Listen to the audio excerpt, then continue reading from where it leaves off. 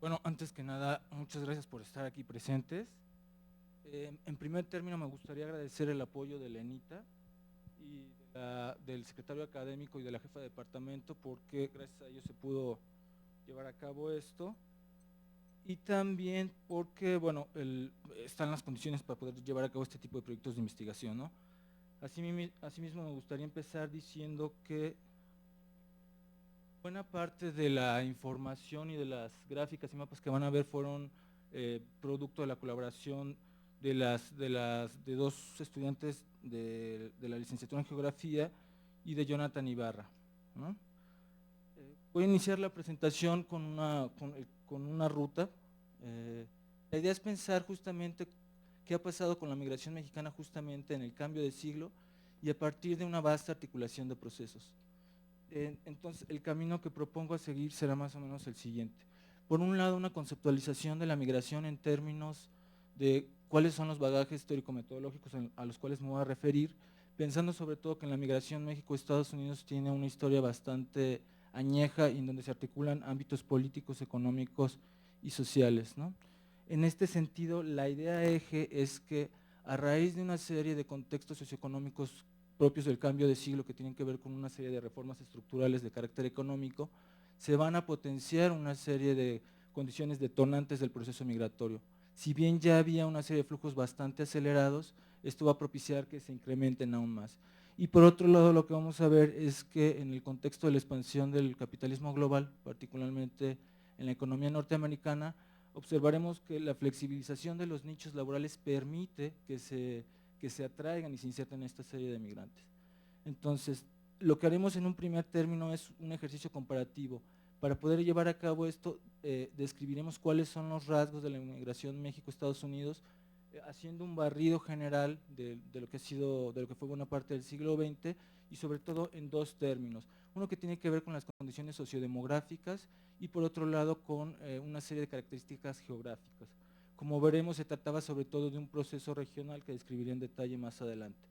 Luego lo que vamos a ver justamente son cuál es este acelerado proceso de cambio y que se manifestará sobre todo a nivel espacial en el surgimiento de nuevos lugares de origen, pero también en procesos de incremento de los flujos migratorios, de diversificación del perfil de los migrantes y que tendrá además una periodicidad bastante delimitada, ¿no? Que es más o menos justamente el cambio de siglo y que coincide justamente con periodos de crisis y coyuntura económica, primero en México con las reformas estructurales y después con la crisis del 94-95 y la entrada en vigor del TLC, y que terminará en el 2007-2008 con la crisis global, especialmente con lo que aconteció en la economía norteamericana.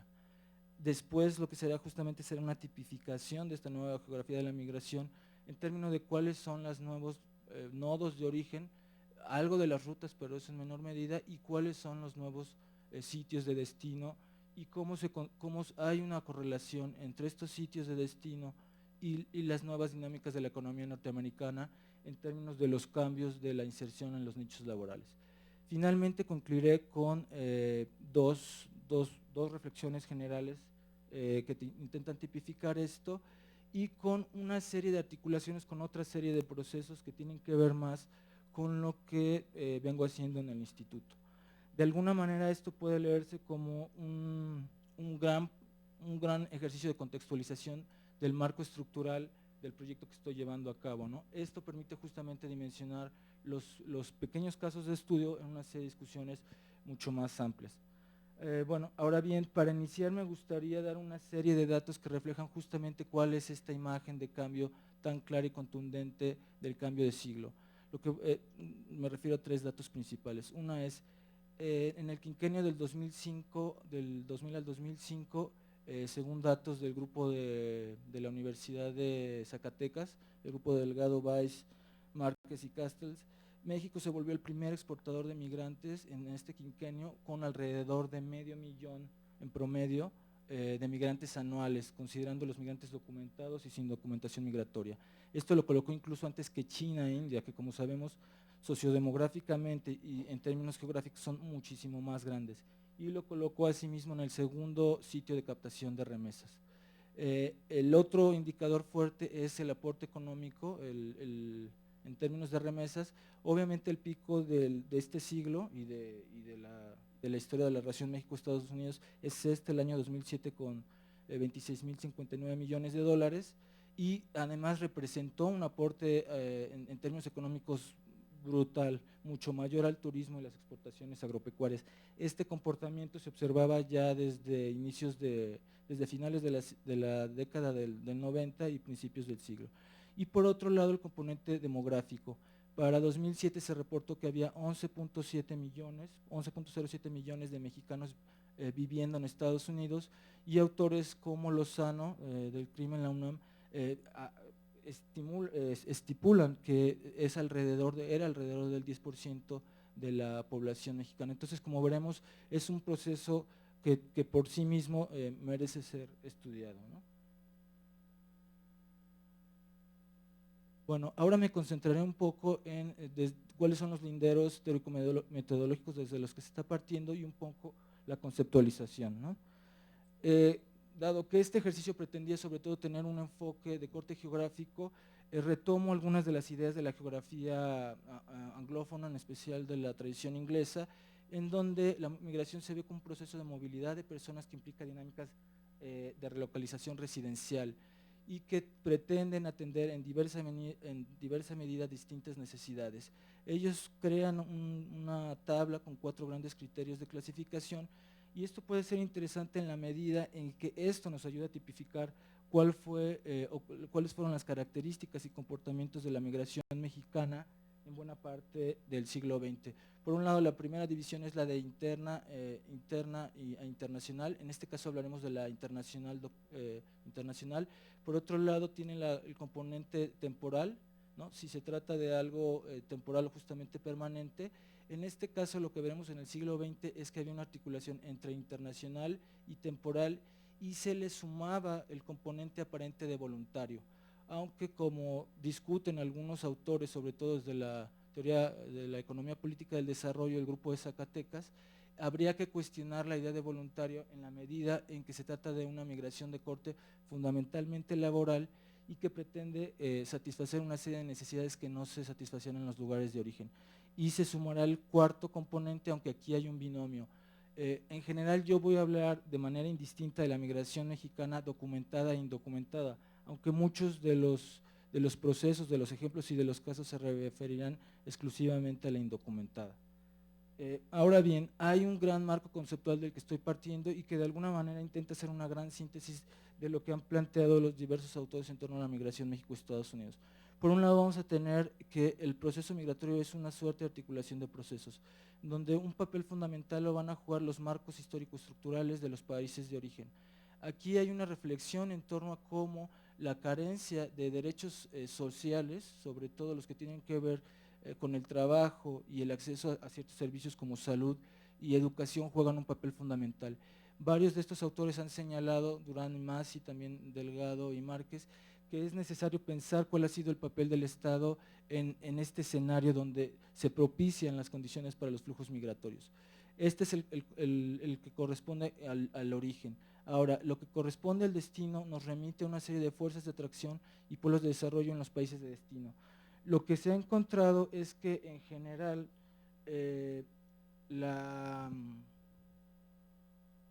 México, por la situación geopolítica en la que se encuentra, ha sido siempre un ejército de mano de obra para los Estados Unidos, pero también tienen que entenderse cuáles son las lógicas propias de los nichos laborales. Y en este sentido, lo que vamos a ver justamente es que vienen a hacer digamos, y vienen a intensificarse justamente en el cambio de las reformas de la economía global, y los migrantes van a ser estos componentes que tienen que ver con la flexibilización del mercado laboral y con la reducción de costos, ¿no? Vinculados también a otras dinámicas de explotación y de ausencia de derechos.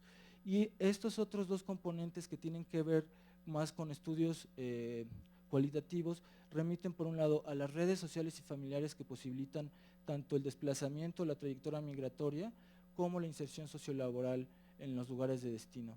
En este sentido, lo que plantean varios autores es que esto juega un papel clave, y una vez que los procesos migratorios alcanzan cierto desarrollo y madurez, esto permite que se autorreproduzcan de manera más o menos estable y en ciertos momentos que puedan crecer de manera acelerada. Y por otro lado, lo que dejaré prácticamente de lado en esta presentación tiene que ver con las motivaciones, percepciones y anhelos de los migrantes. Esto, como dije, se vincula sobre todo a estudios más de caso que tienen que ver con la sociología rural, con la antropología y la historia. Ahora bien, como comentaba, me basaré sobre todo en la idea de la migración México-Estados Unidos con sus dos grandes vertientes, la migración documentada e indocumentada. Ahora describiré una serie de características justamente para hacer el marco comparativo que tienen que ver justamente con cuál ha sido el escenario de la migración, haciendo un gran barrido en el siglo XX, ¿no? Por un lado, retomo la tipificación que hacen Douglas Massey y Jorge Durán, ellos más desde la sociodemografía, la historia y la antropología. Lo que ellos van a plantear es que hay tres grandes características, una que tiene que ver justamente con la contigüidad geográfica con Estados Unidos y la posibilidad que da una frontera bastante amplia y una red de ciudades fronterizas. La otra tiene que ver, y esta es una de las propuestas claves de ellos, con la historicidad. Lo que van a encontrar ellos es que hay un patrón más o menos estable en el siglo XX de 5 grandes etapas. La primera tiene que ver justamente con el enganche que coincide con finales del siglo XIX y principios del XX con la Revolución Mexicana, y aquí lo que se va a encontrar es que debido al proceso de la revolución y a la lucha armada va a haber un gran flujo migratorio hacia Estados Unidos que se va a articular justamente con el desarrollo industrial del suroeste norteamericano, pero también que se va a articular con la necesidad de mano de obra durante la Primera Guerra Mundial.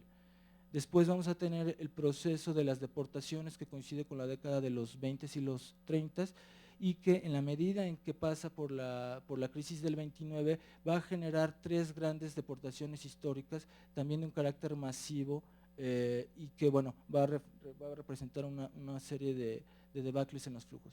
Después tenemos el programa Bracero que coincide justamente con, bueno, no coincido, empata con lo que cuando ya estaba iniciada la Segunda Guerra Mundial. Este programa se estableció entre 1942 y 1964 y va a coincidir también con el periodo de la posguerra y un periodo de crecimiento bastante intenso. Este se caracteriza justamente por un proceso bastante largo y prolongado de contratación de mano de obra calificada y no calificada y por una migración documentada, que va a ser justamente el antecedente del periodo de los indocumentados y dará lugar después al ir con los procesos de legalización del 86. Y finalmente la tercera característica va a ser justamente la magnitud del proceso migratorio, aunque como veremos en el caso del periodo que estoy abordando se da en términos de centenas de miles, aquí también ya observamos componentes bastante fuertes. De hecho se calcula que el número de personas con ascendencia mexicana u origen mexicano directo en Estados Unidos en la actualidad excede los 30 millones de personas. Esto solo se explica por estas tres características. Ahora bien, dentro de esto también hay que decir justamente que los mexicanos siempre han sido, en términos potenciales y fácticos en relación a los periodos de bonanza económica, esta especie de reserva de contingentes laborales de la economía norteamericana, en un principio en la agricultura y después, como veremos, en otros nichos. Por otro lado, tenemos el otro gran marco de referencia que sería justamente aquel que remite a la economía política del desarrollo. Esto nos coloca en un debate mucho más amplio y tiene que ver justamente con la simetría económica. Lo que van a plantear estos autores y que de alguna manera muestran los datos es que las diferencias de niveles de desarrollo que pueden potenciar la aprovechación de la diferencia salarial son uno de los factores claves. La diferencia es brutal, mientras en Estados Unidos está en $8 el pago de la hora, el pago mínimo por hora de trabajo aproximadamente, en México sabemos cuál es el costo. Entonces lo que postulan estos autores desde la década de los 70 en el caso de Bustamante es que justamente esta disparidad es la que propicia que sean estos flujos migratorios. A ellos se sumaría justamente un proceso de desigualdad y disparidad política entre países que permite que el aprovechamiento de estos flujos migratorios sea siempre favorable a los Estados Unidos y en términos de subordinación y sujeción de lo que puede hacer México como Estado nacional frente a este tipo de procesos, en términos de regularlos, proponer tratados migratorios, etcétera, ¿no? Y finalmente esto se articula con un nuevo componente que sería relacionado con el capitalismo y su expansión. En este sentido, lo que vamos a encontrar en este periodo es justamente que hay tres grandes características que vienen a robustecer la pertinencia de los flujos migratorios. Por un lado, en la medida en que son flujos migratorios no documentados, la mayoría de ellos, tienden a generar procesos de reducción de costos de mano de obra. Es sabido que a los migrantes se les paga menos que a los nativos norteamericanos, o a los ciudadanos norteamericanos. Por otro lado, esto posibilita la flexibilización y precarización de las condiciones laborales, que también es propio de la economía global, y genera que también se den procesos socioeconómicos de deterioro de las condiciones laborales en términos de menos derechos y menos prestaciones. Y finalmente esto fomenta un proceso de acumulación del capital en términos del incremento de las ganancias de los agricultores norteamericanos, ¿no? Ahora sí me iría directamente a esta especie de cuadro que permite hacer una suerte de balance, ¿no? Lo que vamos a encontrar también es que en términos de tipificar el proceso migratorio como una articulación entre el origen, las rutas y trayectorias y el destino, encontramos este gran barrido para el siglo XX. Tenemos 4 grandes regiones, que serían estas. Lo que vamos a encontrar es que el grueso de los migrantes se concentraba en esta región. Esta región aportó en el barrido del siglo XX aproximadamente la mitad de los migrantes. Y si ven, es una región compuesta por únicamente 9 estados, que representaba más o menos la cuarta parte del territorio nacional, pero que tiene que ver justamente con estos procesos históricos. Esta es la región que primero se vinculó a la economía norteamericana y que además concentraba las dinámicas de documentación e indocumentación en términos de los flujos migratorios. Por otro lado, el otro elemento que utilizamos para tipificar esto tiene que ver con el índice de intensidad migratoria por entidad federativa. Este se saca, es una herramienta que generaron las instituciones oficiales y que tiene que ver con poner en relación el número total de viviendas de la entidad federativa, las entidades federativas que reciben remesas en el último quinquenio, las que tienen migrantes en el último quinquenio y las que tienen migrantes de retorno. Y lo que vamos a encontrar es que además había una serie de rutas bastante anidadas en esta relación. La principal hasta 1994 era la de Tijuana-Tecate, este era uno de los pasos obligados, pero con la operación Guardián, como veremos, se empiezan a robustecer otro tipo de cruces fronterizos, pero también estaban sin duda Ciudad Juárez, Reynosa, Piedras Negras, Nogales, etcétera. Y así como observamos un proceso de concentración de los nodos de origen, lo que observábamos también es un proceso de concentración de los nodos de destino. En este sentido se retoma la propuesta de regionalización de Durán y Massey, y lo que observamos es que había 4 estados que en el conjunto concentraban más del 70% de los migrantes. De hecho, solo Texas y California llegan casi al 70, más del 70%. Esto además significó una concentración en ciertos nichos laborales específicos. Conforme fue avanzando el siglo XX, la agricultura se fue desplazando como el principal nicho, pero por buena parte de la primera mitad y todavía entrada, representó uno de los principales nichos, ¿no? De hecho, estimaciones todavía recientes de Durán suponen que el 85% de los jornaleros agrícolas de Estados Unidos son mexicanos, ¿no? El otro gran eje va a ser la construcción, la empresa de la construcción, la industria, y en un tercer puesto estaba la prestación de servicios. Pero como observaremos en el proceso migratorio va a haber un barrido y finalmente preponderarán la prestación de servicios, la industria y la construcción. Esto también se puede observar. Bueno, esta es justamente las entidades con tradición migratoria en la región centro. En general, siempre los estados con mayor tradición migratoria hasta la fecha son Zacatecas, Michoacán y Guanajuato. Estos estados en general hasta la fecha están generalmente a la cabeza, pero lo que vamos a observar es que estados como Jalisco y Colima eventualmente saldrán de las primeras 10 posiciones. Estos son los sitios de destino. Como observan, son 3 estados con una clara tradición agrícola: Texas, que todavía para casi la mitad del siglo XX concentraba el mayor número de población mexicana, principalmente en San Antonio, fue lo que se denominó la capital migratoria de la primera mitad del siglo XX. Después el flujo se desplazó a California y Los Ángeles se volvieron, actualmente son la capital migratoria de mexicanos y latinos en Estados Unidos. Estaba también Arizona y Illinois, ¿no? Sobre todo acá con otro tipo de actividades de corte industrial. En este sentido, lo que observamos también es que había un perfil bastante claro y definido en términos de los migrantes. Lo que vamos a observar justamente es que eran sobre todo hombres jóvenes, la mayoría eran provenientes del campo, estaban en edad laboral y se tipificaban como migrantes no calificados.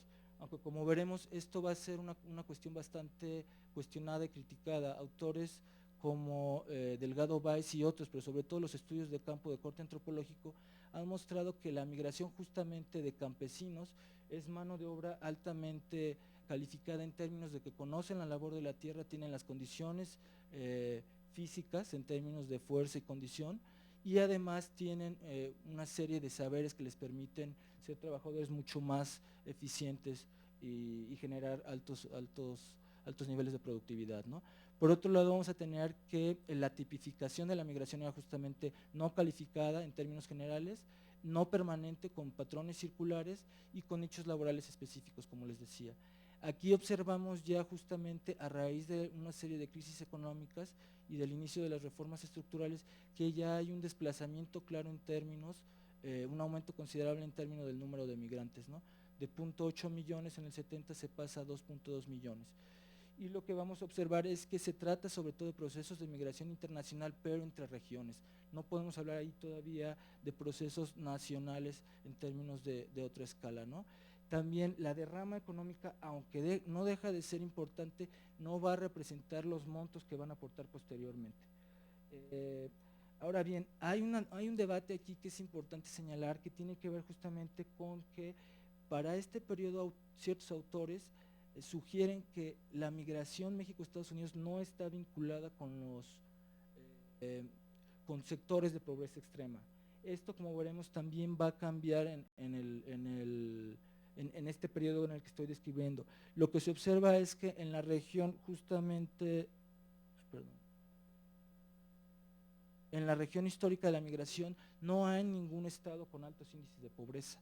En general, los estados con altos índices de pobreza se concentrarán en la región sureste, siempre estando a la cabeza Chiapas, Oaxaca y Guerrero. Y como veremos, curiosamente, estos tres estados tendrán un comportamiento bastante distinto. De alguna manera, esto lo que va a disputar es la idea de que la migración internacional efectivamente se está articulando con procesos de deterioro del agro y procesos también de pauperización de las sociedades rurales, indígenas, campesinas. Bueno, ahora me gustaría hablar un poco de cuál es este marco que va a propiciar el cambio, ¿no? Y en este sentido sí coincide con un proceso bastante claro que han analizado diversos autores y que tiene que ver con un cambio en la política económica. No me voy a detener mucho aquí porque esto es algo que está bastante tratado, pero efectivamente la apertura económica en términos de los mercados internacionales, la desregulación, la privatización y la reducción del gasto público y del papel del Estado sí van a impactar de manera clara en las condiciones de diversos grupos sociodemográficos que harán que eventualmente estos busquen en la migración una estrategia de obtención de recursos. Y en este sentido, sin duda va a ser que estos procesos van a generar un decaimiento de la producción nacional, a lo que se va a unar la crisis económica y va a generar una serie de ejércitos laborales potenciales, ¿no? Sin duda también la entrada en vigor del TLC, principalmente en el agro, pero no solo, jugará un papel fundamental, porque lo que se va a observar en los datos es que si bien el periodo tiene que abarcar desde las reformas estructurales, es a partir del 94 cuando empezamos a observar justamente este incremento masivo en términos de los flujos migratorios y del incremento del envío de remesas. Ahora bien, en el agro sí tenemos una tipificación bastante precisa que han hecho diversos autores, ¿no? Y que además se observa justamente en los estudios de campo. Por un lado tenemos que la reducción del gasto público va a generar un paulatino proceso de pauperización. Por otro lado, la liberalización y desregulación del mercado y la competencia con los norteamericanos va a generar que pequeños agricultores que tenían economías mixtas, mercantiles y de autoconsumo, empiecen a orientarse al autoconsumo y que dejen de ser productores viables en términos mercantiles. Esto va a generar un proceso muy claro de crecimiento de la productividad, que también es muy claro en los montos de año por aporte al PIB en el sector agropecuario y específicamente en el subsector agrícola. Y esto a su vez va a generar un proceso de reducción de la oferta laboral en el agro, generando procesos de desempleo y de empobrecimiento en la población. Es curioso porque lo que se observa en los estados en los que les estoy comentando, Chiapas, Guerrero, Oaxaca, es que un componente importante son justamente jóvenes campesinos que no tienen una posibilidad de inserción sociolaboral clara, ¿no? También en términos del acceso a la tierra.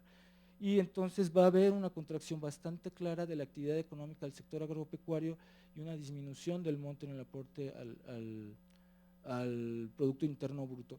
Esta también es una relación que ya se ha tratado y se ha establecido, sobre todo en términos de cómo estos escenarios pueden ser proclives para producir, incrementar sobre todo procesos migratorios, ¿no? Ahora miré justamente a la nueva geografía de la migración, en términos de cómo se van a dar este tipo de cambios, ¿no? Por un lado, lo que vamos a observar es que el surgimiento claro y la consolidación de la región suroeste, ¿no? Esta región antes aportaba la menor cantidad de migrantes y tenía un envío de remesas bastante nimio. Particularmente lo que se va a observar es que en este periodo temporal, Chiapas, Tabasco, Quintana Roo, Yucatán y Campeche tendrán un crecimiento exponencial del envío de remesas, ¿no? Superando por mucho el promedio nacional. Y lo que vamos a observar también es que esto se va a ver reflejado en los índices de intensidad migratoria, donde ciertos estados del centro y sur de México ocuparán las primeras 10 posiciones. Es el caso de Hidalgo con el quinto para el 2010, de Guerrero con el séptimo para la misma fecha, de Oaxaca con el décimo, y desplazarán a Oaxaca y a Colima al lugar creo que 12 y 13. Aquí lo que es importante mencionar es que estos estados tampoco tenían un proceso de tradición migratoria, salvo el caso de Oaxaca, que es un caso atípico y que se articuló con procesos de migración interna, donde los mixtecos subieron un proceso de migración interna del DF a Sinaloa, a la frontera y a Baja California en la frontera. Estos estados no tenían una tradición tan clara, ¿no? Y en este sentido nos lleva a un proceso reflexivo en donde se tiene que establecer una relación entre estados con una alta población indígena campesina y los procesos migratorios. Sin duda el caso de Oaxaca, de Chiapas, de Guerrero y Veracruz, aunque no solo, ¿no? En este sentido también habrá una serie de rutas alternas. Aquí hay algo de lo que he hablado poco y que no me detendré mucho, pero es el componente político. En la medida en que a raíz de los atentados del 2001 y de las políticas de mediados de los 90 se generó una política migratoria mucho más agresiva, se van a generar cambios en las trayectorias migratorias. Tijuana-Tecate va a dejar de ser el principal punto de cruce indocumentado y el desierto de Altar va a generar justamente todo un nuevo corredor migratorio. Esto va a tener repercusiones claras y pone en debate algo que se ha tratado también, y es que la política migratoria no necesariamente puede ser eficaz, o una política migratoria restrictiva, criminalizante y de puertas cerradas no necesariamente es efectiva para contener los flujos migratorios, como lo muestra justamente este caso, ¿no? Lo que sí va a tener es una repercusión bastante clara en términos del número de migrantes muertos.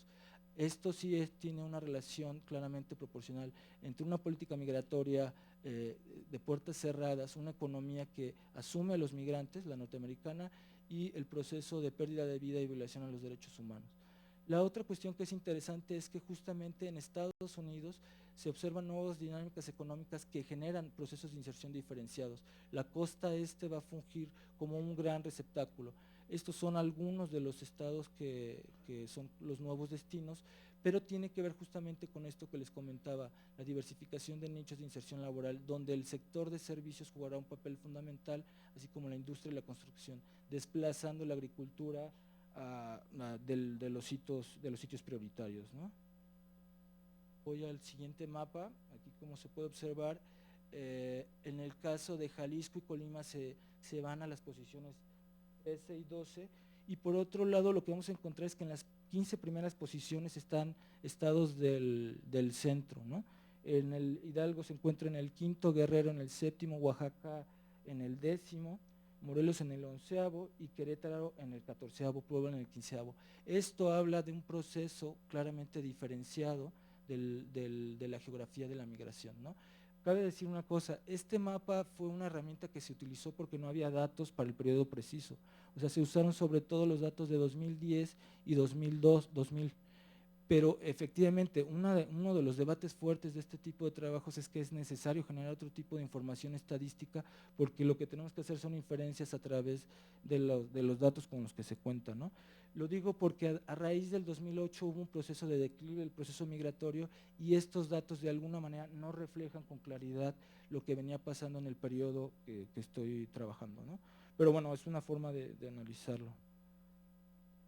Estos son los nuevos destinos. Como ven, también la costa oeste se consolida, pero este es solo una gran síntesis. Lo que se observa es que en la totalidad de la Unión Norteamericana ya hay rutas claramente establecidas y procesos de inserción. Ahora bien, me gustaría pasar a justamente lo que comportan estos 5 grandes estados, porque de alguna manera lo que se podría plantear son una serie de estudios regionales y de ahí bajar a contextos locales. Lo que vamos a observar en estos estados es un comportamiento bastante acelerado y atípico. Lo que tengo acá son la recepción de remesas por año y en su relación con el total nacional, pero como observan, el proceso es bastante acelerado. Yucatán pasa de 11 a 30 en el 2003 y pasa a 137 en el 2007, multiplicándose por casi 13 veces en relación al 95. Quintana Roo comporta un procedimiento parecido, de 3 pasa a 99 en el 2007, multiplicándose por 33 veces, más de 30 veces. Campeche observa un comportamiento parecido, pero sin duda el caso preponderante es Chiapas. De 20 millones se proyecta hasta 921 para el 2007, multiplicándose por más de 40 veces, ¿no? Esto es sorprendente porque por mucho dista del promedio del crecimiento nacional y habla de una serie de nuevas dinámicas.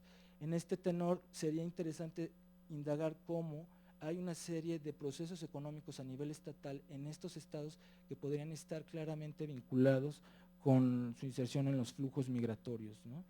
Y en este sentido, el que propongo yo claramente tiene que ver con el sector agropecuario, en específico con el subsector agrícola, ¿no?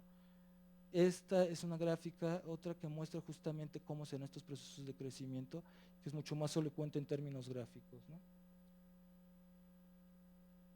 Ahora bien, este es el gran balance.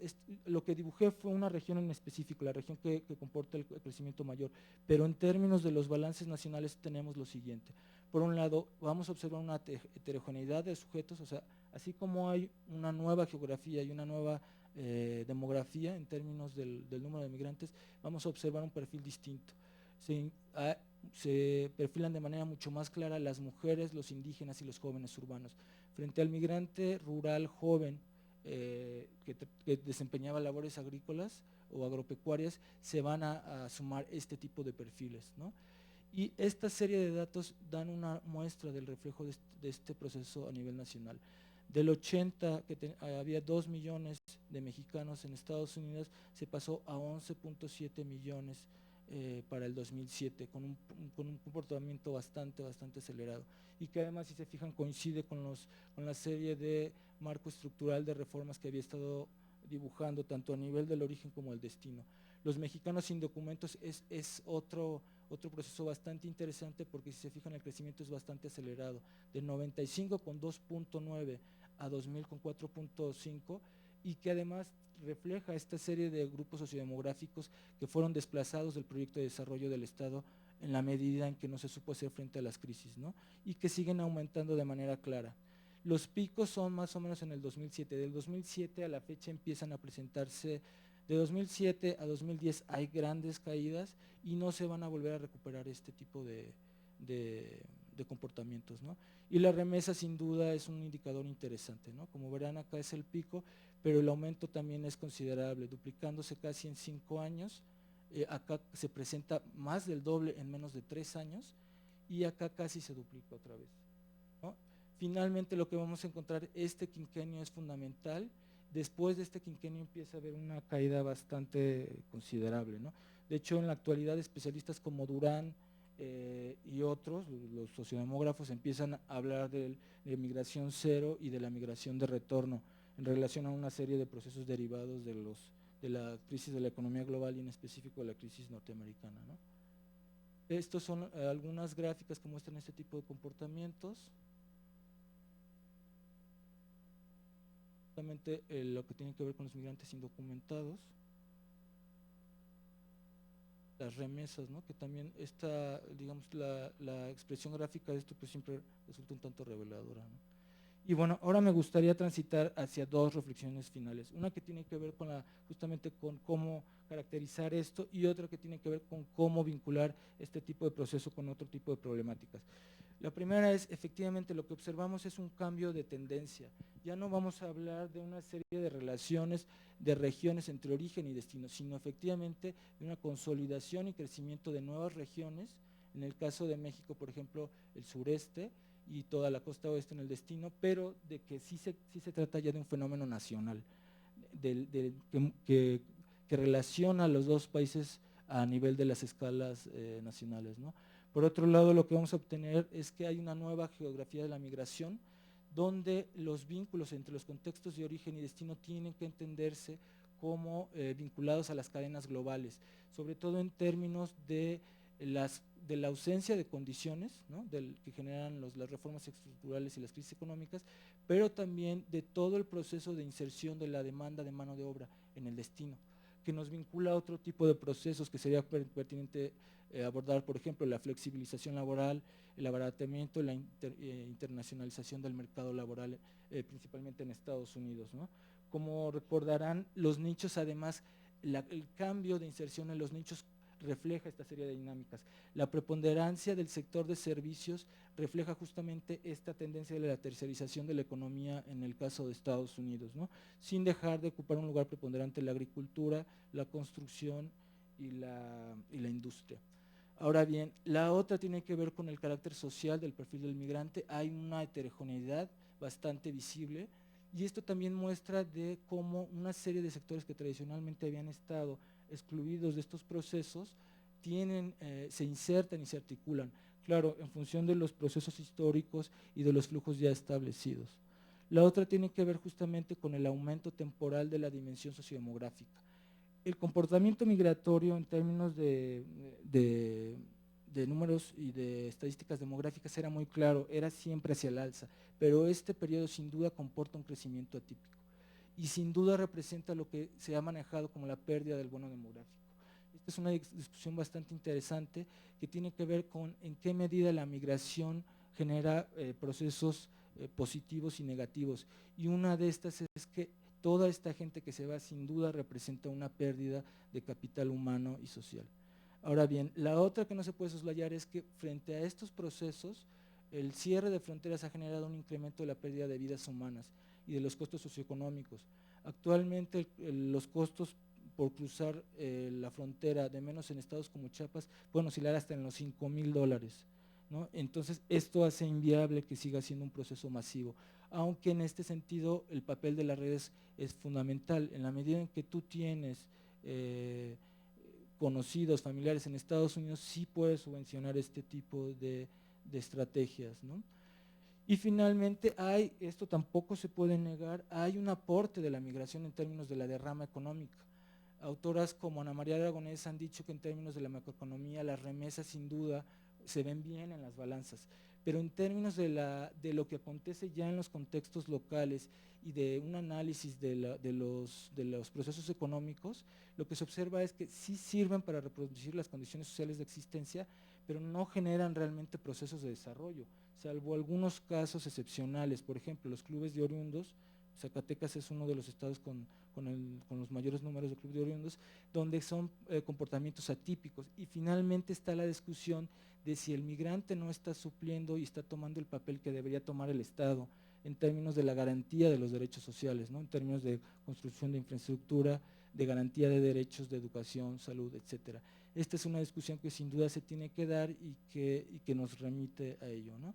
Y entonces tenemos que hay una compleja relación entre migración, economía, desarrollo y política, donde habría que pensar también en discutir cuál ha sido el papel de los estados en esto, sobre todo en términos de cómo, por ejemplo, hacer un proceso de gestión de las remesas o de generar un proceso en torno de la defensa de los migrantes, ¿no? Y del aprovechamiento de los recursos que envían.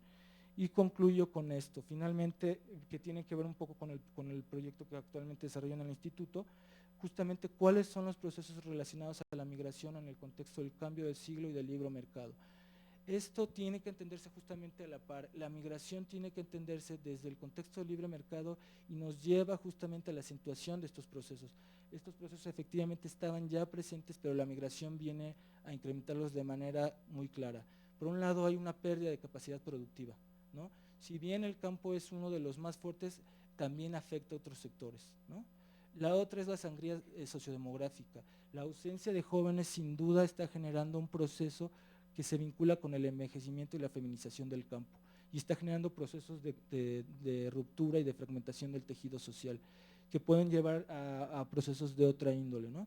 En este sentido hay un claro deterioro del sector agropecuario y particularmente el que se refiere a la reducción de los empleos del subsector agrícola. O sea, mientras no haya empleos o oportunidades claras en ciertos lugares, la migración seguirá siendo una vía alterna. Claro, en estos contextos habría que ver si efectivamente en el marco de la crisis norteamericana hay una articulación y un desplazamiento de la migración internacional hacia la migración interna, ¿no?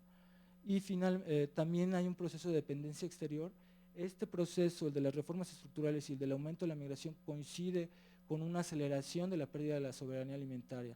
Actualmente se importa buena parte del maíz, creo que casi la mitad, y del frijol también, cuando hace 20 años esto era prácticamente, la dependencia alimentaria era prácticamente nimia. Y finalmente hay que reflexionar en torno a la idea de las remesas y la falsa idea de una vía alterna del desarrollo, sobre todo porque lo que se ha comprobado es que en el transcurso de varias décadas no hay realmente procesos alternos de desarrollo que puedan extrapolarse de manera general y masiva en distintos ámbitos. Ahora bien, esto nos lleva finalmente a una reflexión sobre el papel del Estado mexicano y sobre cómo tendría que haber un proceso efectivo de garantía de los derechos sociales. Lo que está en el fondo de estas condiciones de expulsión son esta serie de derechos incumplidos y de un proyecto viable de desarrollo y efectivo, ¿no? Sin duda también la defensa de los migrantes. Ahora, esto nos llevaría en otro nivel a hacer estudios mucho más desagregados a nivel de escala, sobre todo, por ejemplo, investigaciones locales donde se indagara la relación entre migración, actividades agropecuarias o del campo y procesos de apropiación del territorio, ¿no? Nuevos procesos de apropiación del territorio. Y bueno, para no extenderme mucho más, con esto concluiría. Muchas gracias.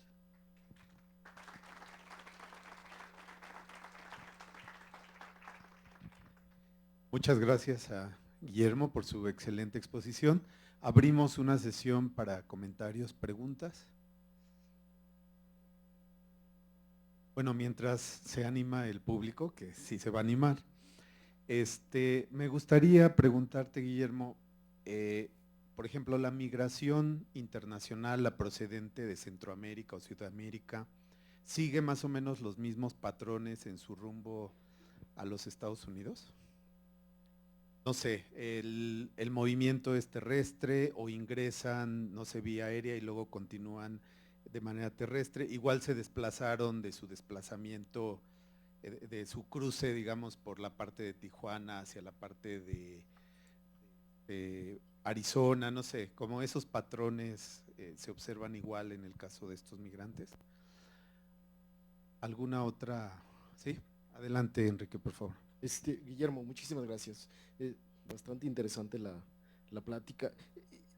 También hemos tenido un cierto proceso de fijación con la migración indocumentada, ¿no? Hay otro sector que es la migración documentada y que no está claro qué es lo que sucede con ellos, porque si es documentada generalmente el ingreso también es mayor y las remesas, si es que existen, en términos porcentuales suelen ser mayores, ¿no? Los datos que tú pones ahí eran 11.7 millones de personas, de los cuales 6.9 son indocumentados, por lo que te deja casi 5 millones de personas con documentos. Entonces, en este sentido, la pregunta es, ¿esta población es población que sale del país con documentos o se legaliza en Estados Unidos, y este vínculo que se establece otra vez entre desarrollo, documentos y remesas, ¿no? Que es un triángulo que todavía no queda claro para este sector? Con el otro tenemos más o menos bien delimitado qué es lo que sucede, ¿no? Y con lo que casi estoy seguro es que también esta población documentada es población que tiende más hacia los sectores urbanos, ¿no? Es población más calificada, ya sea porque la calificación le permite acceder a una visa, a un permiso de trabajo, etcétera, y no es el otro sector del cual estamos hablando, ¿no? Gracias, doctor, muy interesante como siempre, y serían 3 cosas. La primera, y relacionado con mercado de trabajo, pues me llama mucho la atención y quisiera que andara un poquito más en lo que planteamos o plantea como ejércitos laborales potenciales, asociándola a, en todo caso, si identificando estos ejércitos potenciales de trabajo, cuál si ya ha definido cuáles serían esos lugares de investigaciones locales para identificar un poco, ¿no?, esto de potencialidad, y en todo caso, pues qué pasa con los lugares donde salen. Y la otra sería que en esto de las estrategias para controlar o, bueno, llevar a otro término las migraciones, ¿no? Esto de la subvención no sé si entendí bien cómo era la subvención de estas estrategias, si quién las da o cómo se daría, o entendí otra cosa, ¿no? No sé, habló en ese sentido, hablando de lo que implicaban los costos, ¿no? Cómo subvencionan esas estrategias para estos procesos de migración. Gracias.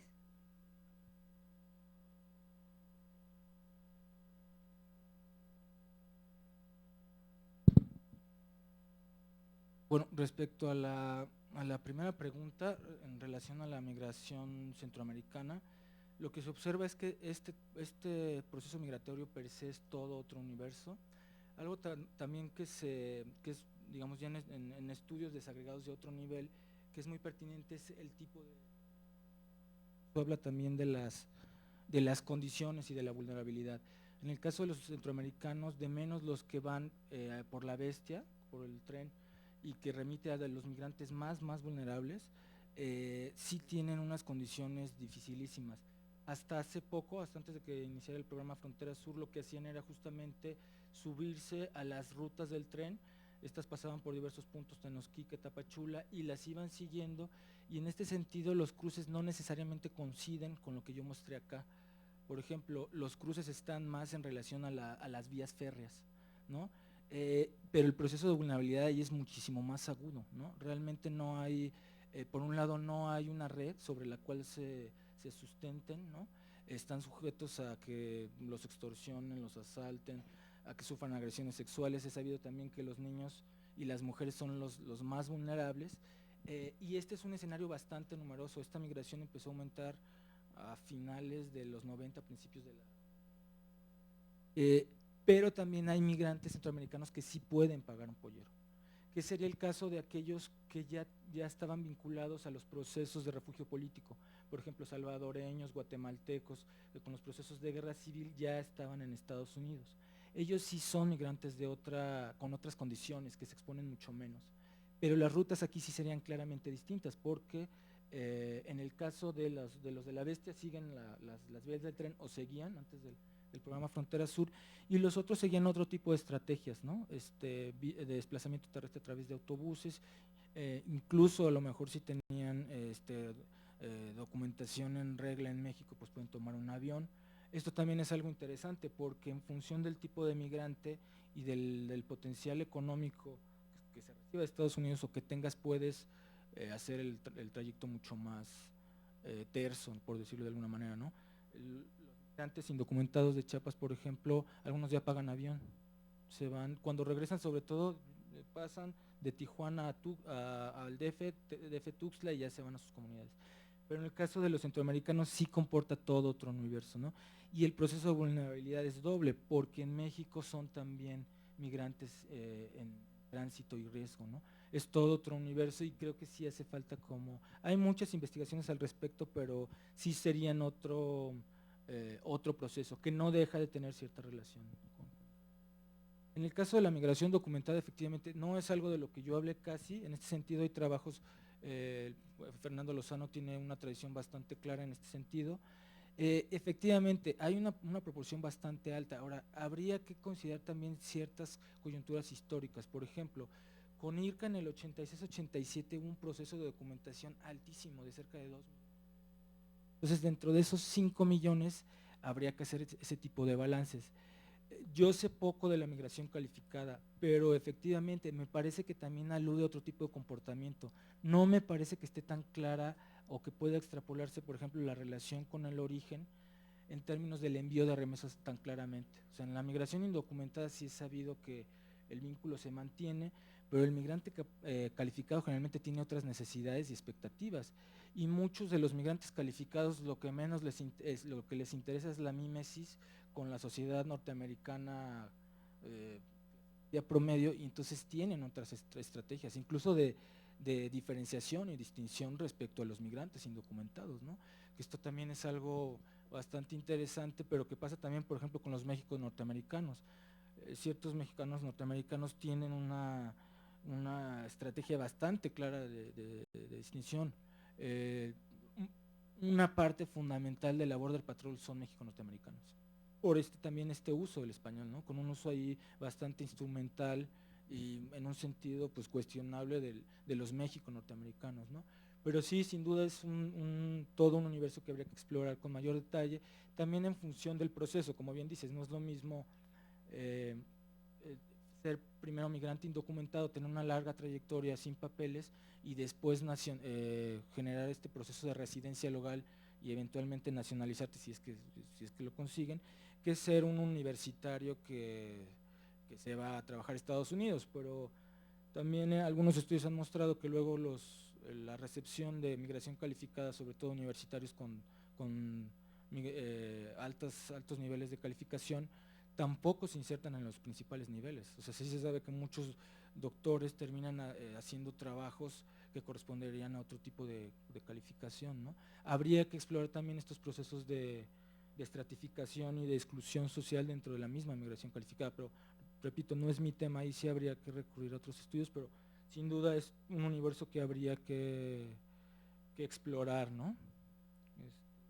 En relación a la otra pregunta, esta cuestión de los ejércitos laborales es algo que tampoco es nuevo, que se ha trabajado ya mucho y tiene que ver justamente con lo que sí han observado los especialistas que han hecho un recorrido de la genealogía histórica de la migración México-Estados Unidos, es que sí hay momentos claves de la economía norteamericana, sobre todo por ejemplo, las 2 guerras mundiales donde se abre la válvula, la frontera. Y entonces ahí sí hay canales, sea institucionales o no institucionales, para dejarlos entrar. El programa Bracero fue un ejemplo claro porque duró bastante y además sí había un uso bastante selectivo de los mexicanos. De hecho, hay investigaciones interesantes que muestran cómo de manera paralela también había procesos indocumentados y a veces conseguían mejores salarios. Pero esto sí tiene que ver también con una dinámica de corte sectorial en términos de la economía y también de ciertos grupos, ¿no? O sea, por ejemplo, en el caso de Texas, a pesar de que tienen retóricas bastante xenófobas, pues la economía, ¿se acuerdan? Con Bush había la idea de generar, con Bush hijo ya una especie de tratado migratorio, ¿no? Pero sí atendiendo justamente este gran esquema de las dinámicas económicas en los lugares de destino, ¿no? Ahora, respecto a las estrategias de cruce, esto es algo que se observa más en estudios de caso. Lo que, por ejemplo, me ha tocado a mí observar en campo es que a partir del 2008 cae mucho el proceso migratorio en ciertas localidades en Chiapas, y quien puede subvencionarlas son aquellos que ya cuentan con alguien en Estados Unidos, por los costos. O sea, si es un campesino que depende de la cosecha anual del café y de los excedentes del maíz, que ahora siembran 2 veces el cuaresmero y el de temporal, y el otro por las lluvias de invierno, los nortes de invierno, no, de ninguna manera vas a generar los costos económicos, no hay manera de hacerlo. Entonces ahí sí se tiene que recurrir a otro tipo de redes, que son las que ya establecieron, y que esto de alguna manera discute con la teoría del capital social y de la migración, que es como cuando ya se generan redes bastante establecidas, estas pueden ser canales que sostengan el proceso migratorio, que en este caso no lo sostienen, solo hacen que aquellos que ya cuentan con alguien subvencionen esto. Y el pago es así, generalmente ellos se van, pagan la mitad, si no cruzan, si no cruzan no te devuelven el dinero, y si sí cruzas, sí pagas la otra mitad, y lo paga generalmente el de allá, porque es el que gana en dólares, ¿no? Porque lo que sí hay que decir es que la diferencia salarial es abismal, o sea, un migrante allá que trabaje horas extras puede generar ingresos de más de 30,000 pesos al mes, que en una comunidad campesina pues y pueden generar otro tipo de procesos, pero a eso me refería en específico. ¿Este tipo de cosas o de las otras?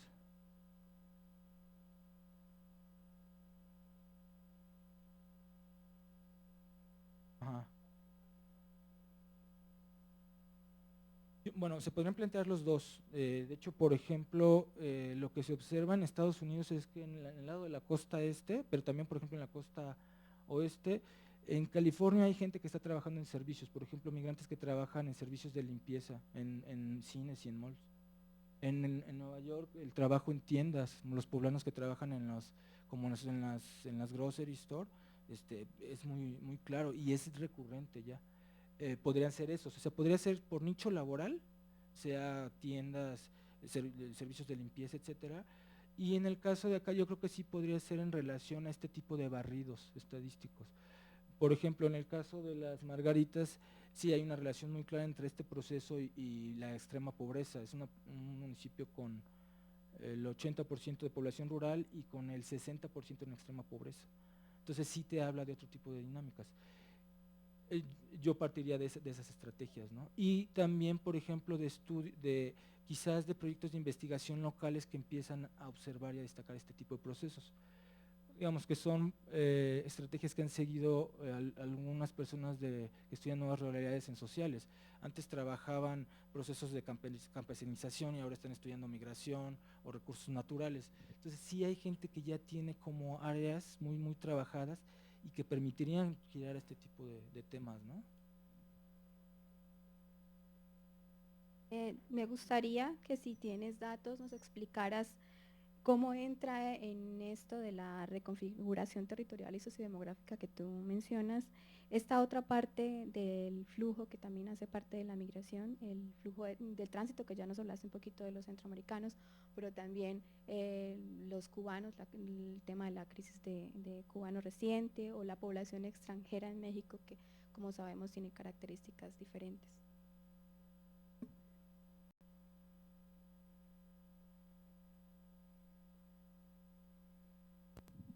Quería preguntar cómo se va a incorporar la nueva dinámica de este proceso a partir de la crisis económica global, como lo mencionaste, que afectó tanto a los Estados Unidos. Si este cierre de las fronteras que obligó, bueno, que está generándose en los últimos años a nivel de deportaciones, y este registro del que hablan ya varios investigadores de migración cero, afectará esta reconfiguración territorial del proceso. Bueno, ahora que se está hablando de una nueva geografía de la migración y que se habla también de este cambio en los elementos de análisis, me gustaría saber si se toma en cuenta o si se ha insertado en la dinámica de la migración la violencia que se vive en ciertas regiones del país, y no es que en todo el país, a partir de los últimos años. Y de ser así, si resultaría entonces la violencia un elemento importante, así como lo es tal vez el deterioro agrario.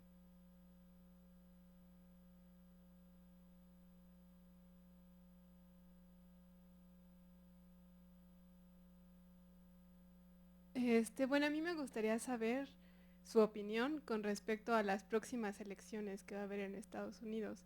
Creo que es un tema importante porque ahorita no hay candidatos, pero digamos que los candidatos más fuertes, tanto del Partido Demócrata como el Republicano, creo que sí tienen ideas totalmente polarizadas, ¿no? Como que sí representan la extrema derecha y la extrema izquierda.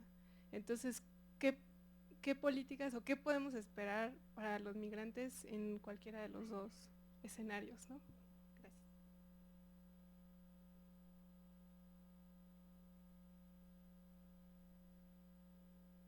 Gracias. Bueno, yo solo quería preguntar sobre las implicaciones que tú crees que tiene ahora como la nueva tendencia de la migración de retorno para las comunidades de origen y si existe a lo mejor como una alternativa, eh,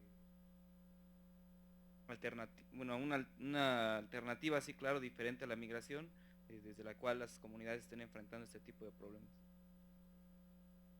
Bueno, te damos la palabra. La primera fue la de Melissa, ¿no? Bueno, respecto a la cuestión de los centroamericanos en tránsito, yo creo que sí es hay una producción prolífica. Sin embargo, sí me parece que una constante es lo que han mencionado un montón de ONGs, desde las de corte religioso hasta las de secular, que faltan un montón de datos, sobre todo porque son procesos en los cuales, a diferencia de la migración mexicana no documentada, el componente de la violencia y la vulnerabilidad social es muy, muy, muy claro, ¿no? En términos del tipo de delitos que pueden sufrir. Y en ese sentido sí hace falta una estrategia de investigación mucho más importante. No deja de ser sorprendente que quien lo haga sean este tipo de instituciones, ¿no? Y con los limitados recursos que tengan. Pero por otro lado habla de lo que han mencionado también varios activistas, ONGs y algunos académicos en términos de en qué medida la política migratoria de México como país de tránsito está determinada nuevamente por una condición geopolítica donde lo que pesa son los argumentos del gobierno norteamericano. El ejemplo muy concreto es el programa Frontera Sur, que aparentemente lo que pretende es la defensa de los derechos de los migrantes centroamericanos, sobre todo estos los más vulnerables, y en el fondo lo que están demostrando es que incrementa el número de deportaciones, expone mucho más a los migrantes en términos de que tienen que seguir otro tipo de rutas menos visibilizadas y por tanto los expone a que estos delitos sean menos visibles. Y porque además no consigue el objetivo que se propone, ¿no? O sea, esto sí está visto de manera bastante clara. Entonces, en este sentido sí habría que tener un debate bastante serio del papel que tendría que jugar un Estado como México per se y no en función de una condición geopolítica, ¿no? Sobre todo porque es devoto fehaciente de firmar un montón de tratados que a la luz de las evidencias, de estas magras evidencias, porque además lo que dicen las investigaciones es que lo que reflejan es una anemia aparte, ¿no? O sea, son los pequeños reportes de los diversos centros y no es de ninguna manera una radiografía de todo de este proceso. No hay una posición de respeto a estos marcos jurídicos internacionales, porque eso es también lo que está en debate. Son procesos de migración, de tránsito, indocumentada, entre países. A los marcos jurídicos a los que habría que apelar no son los de los estados nacionales, necesariamente, ni únicamente, sino a los otros. Pero si ni siquiera los marcos nacionales se cumplen, se vigilan, los otros menos aún, ¿no? Pero repito, esto habría que también verlo en función del tipo de migrante. O sea, el migrante que tiene otro tipo de capacidad económica, otras redes, pues está en otra condición. Voy a hablar un poco de los cubanos, yo no estoy tan familiarizado con el tema, pero obviamente, como sabemos, al igual que los venezolanos, ellos en la medida en que tienen una recepción o tenían todavía segura en Estados Unidos, que tienen otro capital social y cultural, en varias estaciones, por ahí los estudiantes que están haciendo campo han demostrado que el cubano tiene una posición como sujeto social en la cual reivindica y defiende sus derechos, ¿no? Donde se sabe poseedor de este capital y que lo para de una manera distinta. Y además en la medida en que puede tener esta condición de refugiado político en cuanto pise Estados Unidos, le da otra característica.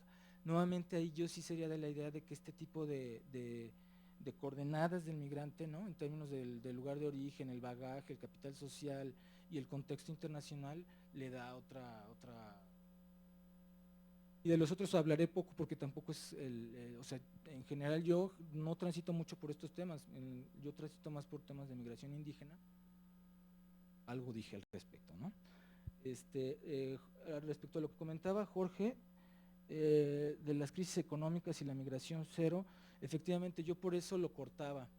De hecho, lo que habría que hacer es ver cuál es esta otra geografía de la migración, ¿no? ¿Cuál se está dando?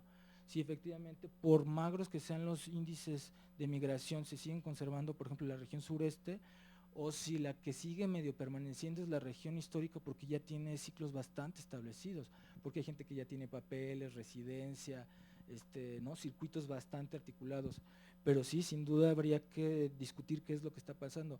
El problema nuevamente también son las fuentes. Algo que no comenté y que no es un mea culpa porque yo no lo generé es, por ejemplo, el índice de intensidad migratoria del 2000 y el del 2010 no son los mismos. El del 2010 se basa en viviendas y el del 2000 en hogares. Y esto se observa con varias fuentes. Entonces, lo que uno termina haciendo es como atando cabos y haciendo inferencias, tratando de articular la mayor cantidad de evidencia posible. Pero sin duda sí habría que pensar eso, ¿no? Que se articula también con esta idea de la migración cero, efectivamente, ¿qué va a pasar con los retornados? Con estos retornados que generan una trayectoria laboral, regresan acá, habrá a ver en qué medida pueden recuperar esos saberes y en qué otra medida no, ¿no? El caso paradigmático de los Dreamers que ahora trabajan en los call centers, ¿no? Porque saben inglés. Pero sí es un debate bastante interesante y lo anudo con tu pregunta, efectivamente, con qué pasa con la migración de retorno. Desde mi punto de vista es un panorama bastante adverso, porque lo que sabemos es que el proceso de deterioro de menos en el agro, en el sector agropecuario en general, es bastante claro y adverso, y con el nuevo tratado, el TTP, no augura tampoco un escenario más halagueño. O sea, de por sí hay ya una serie de estudios que muestran que el agro tiene que tener otro tipo de política porque si no, no hay salida en términos de la dependencia alimentaria, o sea, de revertir la dependencia alimentaria, de generar procesos productivos, de generar empleo. Sí es un escenario adverso. Hay casos extremos, por ejemplo, en Tijuana, de mexicanos que llevan allá muchísimo tiempo, que cometieron algún delito y que prácticamente son indigentes en Tijuana. Ya tienen pocos vínculos con la familia, llevan allá más de 2 o 3 décadas, los regresaron a veces por cruces migratorios que no son donde ellos cruzaron, donde tenían algún vínculo, y que están literal viviendo en la calle, ¿no? Hay una investigación del COLEF de Laura Velasco, de esta gente que vive en el bordo, que es pues el canal de la foto de la presentación. Ahí hay como unos nichos donde vive esta gente, ¿no? Gente que trató de nacionalizarse y que estuvo en el ejército norteamericano y que al final no pudo hacerlo y que sí, en fin, no son casos tan representativos, pero sí es un panorama complejo. De la violencia y el deterioro agrario, sí hay estudios también sobre todo en las zonas donde la guerra contra el narco generó procesos de violencia muy claros, en Monterrey, Reynosa, donde sí ha habido procesos muy claros de doble índole, de clases medias que se van, de clases medias altas, ¿no? Empresarios que se fueron a Texas, pero también hay el caso de personas representativas, por ejemplo, de periodistas que se tuvieron que ir exiliados, ¿no? Sí, ese per se es todo otro universo que habría que trabajar, ¿no? Sobre todo en términos quizás de la frontera, porque ahí sí la contigüidad geográfica juega otro papel, ¿no? Y la cuestión del deterioro agrario también está vinculada, de menos es lo que yo comentaba para este periodo. Justamente algunos de estos estados son estados donde la desarticulación y el deterioro productivo del campo fue muy evidente y sí empezaron la migración a surgir como vías alternas o estrategias de generación de recursos. La cuestión de las elecciones primarias, pues también es un tema, yo no soy especialista pero bueno, el panorama es bastante claro, ¿no? Obviamente si llega un tipo como el candidato puntero republicano, pues augura un panorama bastante tétrico, no solo para los migrantes y sobre todo los migrantes indocumentados, sino para país, ¿no? Sobre todo en términos de que con una visión tan estrecha, tan distorsionada, tan prejuiciosa, se llega mucho, ¿no? En términos de que, por ejemplo, el intercambio en la frontera de bienes y de consumo es altísimo. Cuando se aprobó la ley SBN 1070 en Arizona, uno de los boicots fue ese, no ir a comprar. La derrama sí es altísima, o sea, en términos de, pero altísima. Entonces, este tipo de visiones a lo que aluden son prejuicios. Tú estás tomando una decisión política en función de un prejuicio, pues no llegas a ningún lado, ¿no? Bueno, eso es lo que me parece a mí. Y el otro candidato, bueno, pues tiene ideas interesantes. Hay gente que es más afín, yo creo que habría que ver qué pasa. No sinceramente habrá que ver qué pasa en la elección, pero sin duda pues también los latinos, los hispanos y los migrantes